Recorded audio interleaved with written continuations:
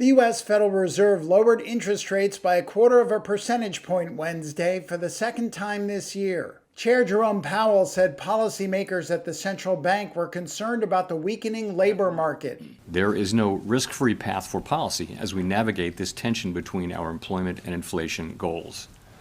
Our framework calls for us to take a balanced approach in promoting both sides of our dual mandate. With downside risks to employment having increased in recent months, the balance of risks has shifted. Accordingly, we judged it appropriate at this meeting to take another step toward a more neutral policy stance.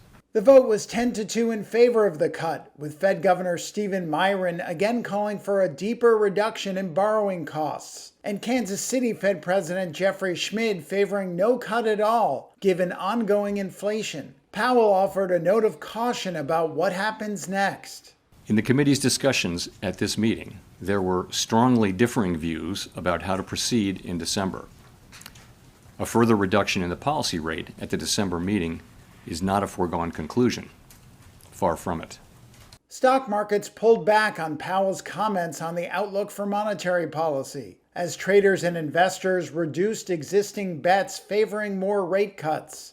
Fed policymakers acknowledged the limits in their decision-making process posed by the government shutdown, which has meant no monthly jobs report among other surveys. Though they did note that, quote, available indicators suggest the economy continued growing at a moderate pace.